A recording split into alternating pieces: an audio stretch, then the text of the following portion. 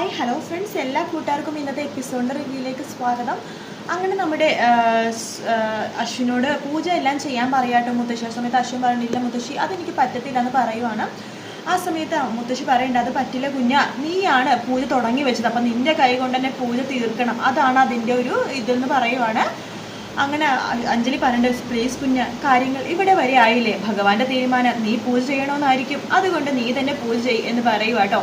അങ്ങനെ നമ്മുടെ അശ്വിൻ പൂജയൊക്കെ ചെയ്യുന്നതിൻ്റെ മുത്തശ്ശി ഓരോരോ കാര്യങ്ങൾ പറഞ്ഞെടുക്കുമ്പോൾ അത് കറക്റ്റായിട്ട് ചെയ്യുവാണ് അശ്വിൻ. അതിനുശേഷം പൂജ ചെയ്ത് കഴിഞ്ഞിട്ട് എല്ലാവർക്കും പ്രസാദവും അതുപോലെ തന്നെ ചന്ദനം തൊട്ട് കൊടുക്കുക കേട്ടോ. അങ്ങനെ ആദ്യം മുത്തശ്ശിക്ക്, പിന്നെ അഞ്ജലിക്ക്, അങ്ങനെ ശ്രുതിയുടെ അടുത്ത് വരുമ്പോൾ എല്ലാവരും അവരെ തന്നെ നോക്കിക്കൊണ്ടിരിക്കുകയാണ്. കാരണം അശ്വിൻ ശ്രുതിക്ക് ചന്ദനം തൊട്ട് കൊടുക്കുമോ പ്രസാദം വെച്ച് കൊടുക്കുമോ എന്നൊക്കെ അങ്ങനെ നോക്കിക്കൊണ്ടിരിക്കുകയാണ്. ആ സമയത്ത് അശ്വിൻ കുറച്ച് ചന്ദനം എടുത്ത് ശ്രുതിയുടെ നെറ്റിയിൽ വെച്ച് കൊടുക്കുവാണ്. ശ്രുതിക്കും വല്ലാത്ത സന്തോഷം തോന്നുവാണ്.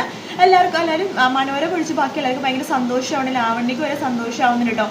അങ്ങനെ ചന്ദനമൊക്കെ തൊട്ട് കൊടുത്തിട്ട് നമ്മുടെ അശ്വിൻ അവിടെ നിന്ന് പൂജ കഴിഞ്ഞിട്ട് വേഗം റൂമിലേക്ക് പോകുവാണ്. പോയി കഴിയുമ്പോഴാണ് നമ്മുടെ ലാവണ്യ മുത്തശ്ശിയെടുത്തു എന്നൊക്കെ പറയുന്നുണ്ട്. മുത്തശ്ശി കണ്ടില്ലേ, എൻ്റെ അപാരമായ ബുദ്ധി കാരണം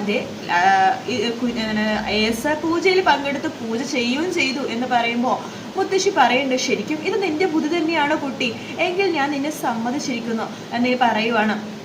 എന്തായാലും ഇതുവരെ പൂജ ചെയ്യാത്ത കുഞ്ഞിനെ കൊണ്ട് പൂജ ചെയ്യിപ്പിക്കാൻ വേണ്ടി നിന്റെ ആവശ്യം തന്നെ വേണ്ടി വന്നു, നീ ഇവിടെ വന്നിട്ട് ഒരു നല്ല കാര്യം എന്തായാലും ചെയ്തു എന്നൊക്കെ പറയുക കേട്ടോ.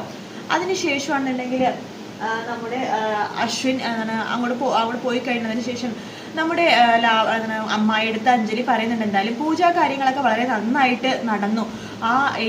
പോലീസുകാർ വന്നത് ഒഴിച്ചു കഴിഞ്ഞാൽ നിങ്ങൾ ഞങ്ങളോട് ക്ഷമിക്കണം, അങ്ങനത്തെ എന്തെങ്കിലുമൊക്കെ ഒരു സൂചന കിട്ടിയിരുന്നെങ്കിൽ ഞങ്ങളത് ഒഴിവാക്കിയാന് എന്ന് അഞ്ജലി പറയുമ്പോൾ മനോരമ പറയണ്ടേ, എന്തിനാ അഞ്ജലി ബേബി ഇങ്ങനെ ടെൻഷൻ വിഷമടിക്കേണ്ട കാര്യം എന്താണ്, ഒരു വീട്ടിലൊരു സർവൻ്റ് ആകുമ്പോഴേക്കും പോലീസുകാരൊക്കെ വന്നിരിക്കും, അല്ലെങ്കിൽ വലിയ വലിയ വീട്ടുകളിൽ എന്തെങ്കിലും മോഷണോ എന്തെങ്കിലും കുറ്റകൃത്യമോ നടന്നു കഴിഞ്ഞാൽ അവിടുത്തെ സർവൻ്റ് ആണല്ലോ മിക്കവാറും പ്രതിയാവണത്.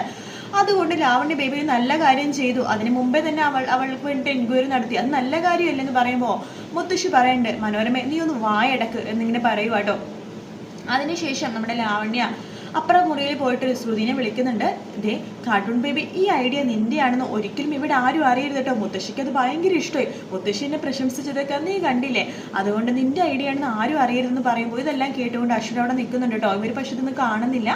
ശ്രുതി പറയുന്നുണ്ട്, അതല്ലെങ്കിലും മേഡത്തിന്റെ മിടുക്ക് കൊണ്ടിട്ടൊന്നും അല്ലല്ലോ അശ്വിൻ സാർ വന്നതിനെ കാരണം ഞാനും മേഡം കാരണം കൊണ്ടിട്ടൊന്നുമല്ല, ഭഗവാൻ ശ്രീകൃഷ്ണൻ കാരണമാണ്. ഭഗവാന് ഇന്ന് അശ്വിൻ സാറിന്റെ കയ്യിൽ നിന്ന് തന്നെ പൂജ ചെയ്യണമെന്ന് ആഗ്രഹം ഉണ്ടായിരുന്നു, അതുകൊണ്ട് ഭഗവാൻ തന്നെ അതിനുള്ള അവസരം ഒരുക്കി, അത്രേ ഉള്ളൂ മേഡം, അതിനുവേണ്ടി നമ്മളൊക്കെ അതിനുവേണ്ടി ചെയ്തു കൊടുത്തെന്ന് മാത്രമേ ഉള്ളൂ എന്ന് പറയുവാണ്. അത് കേട്ടുകൊണ്ട് അശ്വിൻ ദേഷ്യത്തോടു കൂടി ലാവണ്യനെ വിളിച്ചുകൊണ്ട് റൂമിലേക്ക് പോകുവാണ്.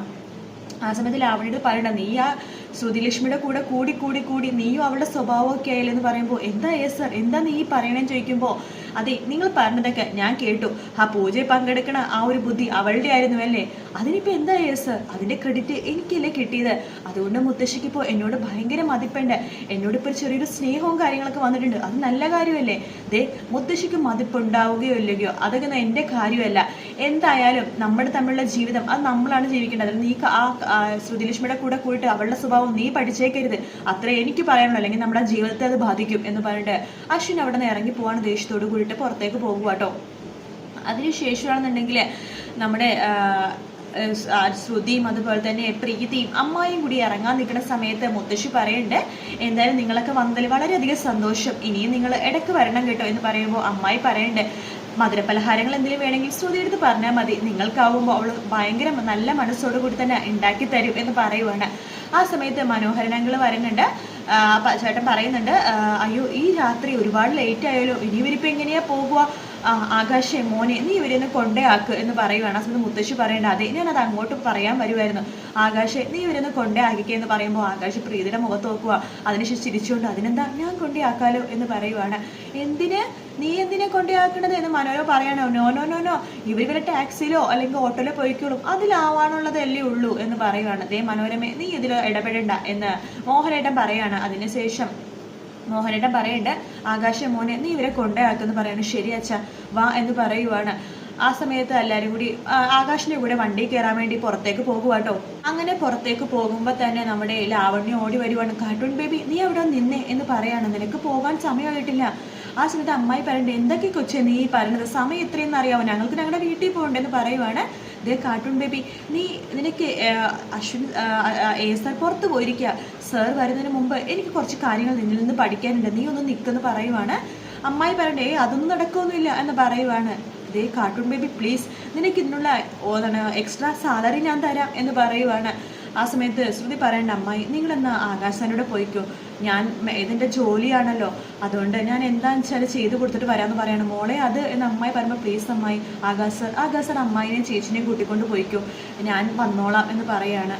സമയം വൈകിക്കേണ്ടെന്ന് പറയുവാണ്. ആ സമയത്ത് പ്രീതി പറയേണ്ട ശ്രുതി എടുത്ത് മോളെ പെട്ടെന്ന് വരണം കേട്ടോ, വന്നോളാം ചേച്ചി എന്ന് പറയുവാണ്. അങ്ങനെ ആകാശിൻ്റെ കൂടെ പ്രീതിയും ശ്രുതിയും കൂടി വണ്ടിയിൽ കയറി പോകുവാണ്. വണ്ടിയിൽ പോകുമ്പോൾ അമ്മായി പ്രീതിയത്ത് പറയുന്നുണ്ട് എന്നാലും ആ കൊച്ചിൻ്റെ എന്തിൻ്റെ കേടാ, ഇത്ര നേരം അവളൊന്ന് പണിയെടുത്ത് എല്ലാ പണിയും അവൾ ചെയ്യുമായിരുന്നു, ശ്രുതി ചെയ്യുമായിരുന്നു, എന്നിട്ടും ആ പെൺകൊച്ചവിടെ പിടിച്ച് നിർത്തിയിരിക്കുക, അവളെ ദ്രോഹിക്കാൻ വേണ്ടി തന്നെയാണ്, എനിക്ക് ഒരു സമാധാനമില്ല മോളെ എന്ന് പറയുമ്പോൾ പ്രീതി പറയണ്ട അമ്മ ഇങ്ങനെ വിഷമിക്കല്ലേ എന്ന് പറയാണ്. ഇത് കേൾക്കണ ആകാശ് പറയുന്നുണ്ട് നോക്കൂ ആൻറ്റി വിഷമിക്കൊന്നും വേണ്ട, ശ്രുതിക്ക് അവിടെ ഒരു കുഴപ്പമില്ല, ഞങ്ങളൊക്കെ ഇല്ലേ എന്ന് പറയുവാണ്. ആ സമയത്ത് അമ്മായി പറയുന്നുണ്ട് അല്ല മോനെ നീ ശരിക്കും ആ അശ്വിൻ്റെ അനിയൻ തന്നെയാണോ, എന്താ ആൻറ്റി അങ്ങനെ ചോദിച്ചത് എന്ന് ആകാശ് ചോദിക്കുമ്പോൾ നിങ്ങൾ തമ്മിലൊരു രാപ്പകൽ വ്യത്യാസമുണ്ട്, മോൻ്റെ എത്ര നല്ല സ്വഭാവമാണ് എന്ന് പറയുവാട്ടോ. ആ സമയത്ത് നമ്മുടെ ആകാശ് ചിരിക്കുവാണ്.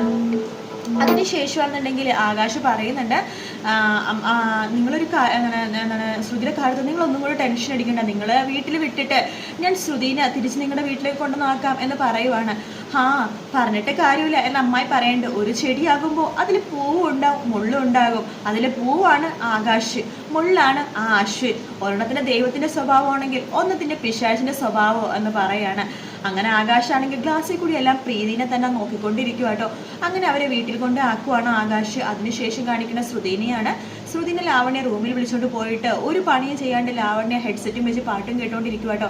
മേഡം എന്തിനാ എന്നെ പിടിച്ചു നിർത്തിയത്, എന്താ കാര്യം, എന്താ ജോലിയാ ഉള്ളത് എന്ന് ചോദിക്കുമ്പോൾ നീ വെറുതെ ഇരിക്കുവല്ലേ, നീ ഒരു കാര്യം ചെയ്യും, സാരി നന്നായിട്ട് നിനക്ക് ഉടുപ്പിക്കാൻ അറിയാലോ, ആ സാരി മടക്കി വെച്ച നീ നന്നായിട്ടെന്ന് പറയാണ്. അങ്ങനെ ലാവണ്യ എടുത്ത സാരി മടക്കി വെപ്പിക്കുകയാണ് ശ്രുതിനെ കൊണ്ട്. അത് കണ്ടുകൊണ്ട് മുത്തശ്ശി അങ്ങോട്ടേക്ക് വരുന്നുണ്ട്. മുത്തശ്ശി പറയുന്നുണ്ട് നീ ഇതുവരെ പോയില്ലേ ശ്രുതി മോളെ, അതല്ല ലാവണ്യ മേഡത്തിന്, അയ്യോ മുത്തശ്ശി ഞാനിവിടുന്ന് പോകാൻ പറഞ്ഞതാണ്, ഇവള് പറഞ്ഞു കുറച്ച് കാര്യങ്ങൾ എനിക്ക് പഠിപ്പിച്ചു തരേണ്ടത്, അതൊക്കെ നാളെ മതി.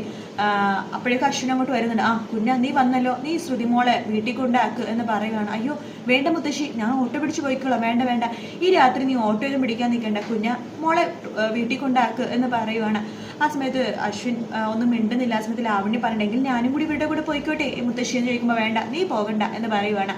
അങ്ങനെ അശ്വിൻ ശ്രുതിൻ്റെ അടുത്ത് പറയുന്നുണ്ട് വാ പോകാം എന്ന് പറയണം. അത് കേൾക്കണ ശ്രുതിക്ക് ഭയങ്കര സന്തോഷം തോന്നും കേട്ടോ. ശ്രുതി അങ്ങനെ അശ്വിൻ്റെ കൂടെ കാറിലേക്ക് കയറുവാണ്.